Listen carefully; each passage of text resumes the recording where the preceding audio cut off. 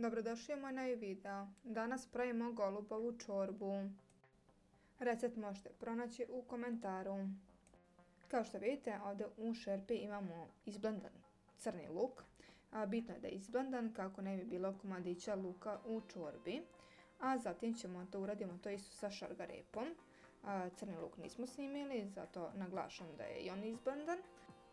I crni luk i šargarepu stavimo u šerpu i dodamo mast i sve to dinstamo na nekoj srednjoj temperaturi.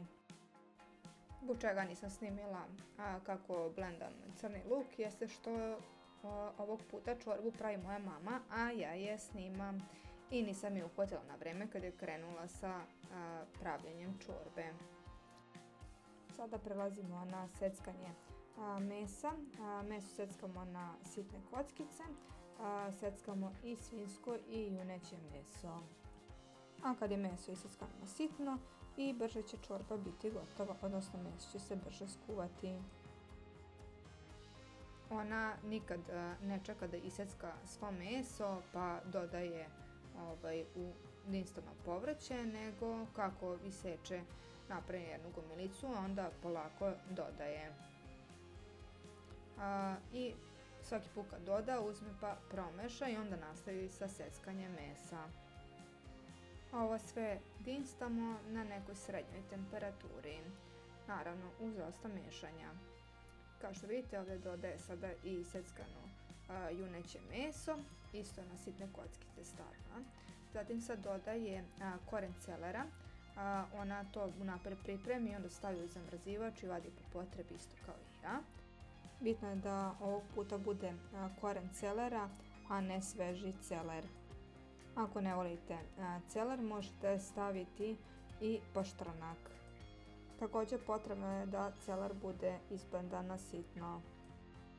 Sada su na redu začini, ovdje dodajemo vegetu, naravno po ukusu, ali ja ću opet ostaviti mere u opisu, odnosno u komentaru, da znate koliko smo stavili na ovu količinu. Zatim dodajemo ljutu mlevenu papriku i dodajemo veliku goveđu kocku za supu. Ako su male, možete staviti dve. Kao što smo već pomenuli, potrebno je dosta mešanja za ovu čorbu. Kao što vidite, opet mešamo, ali je poenta u ovoj samoj pripremi čorbe. Zatim dodajemo osušenu ljutu papričicu, odnosno dve. Ovdje deluje kao da su sveže papričice, ali nisu, pošto su došle iz zamrzivača. Moja mama to osuši pa stavi u zamrzivač i vadi po potrebi kad je treba. Ovdje smo dodali malo vode i nastavimo da dinstamo još neko vreme. Kada kažem neko vreme, mislim na to dok se meso ne lepi za šerpu. Zatim dodajemo kuvani paradajz, opet mere ću ostaviti u komentaru. I na red je došlo nalivanje vode. Koliko vode je stavila za čorbu ću također ostaviti u komentaru. I na kraju stavimo ovu čorbicu sa krška neki sat vremena na srednjoj temperaturi. Nakon sat vremena možemo napraviti zapršku za čorbicu, odnosno da je malo zgusnemo. U pola litra vode dodajemo 3 kašike brašna. Ako želite gušće možete dodati više. A da bi bili sigurni da nema grudvica, sve to procedimo kroz cetku i naravno promešamo čorbicu. Ostavit ćemo još nekih 10 minuta da to krčka i čorba je spremna. U ovu čorbu obavezno stavite ljutu papričicu, nemojte da je izostavite jer ako izostavite dobit ćete skroz drugi ukus čorbe. Znamo iz iskustva jer smo probali par puta da napravimo bez papričica zbog dece, ali to nije bilo to.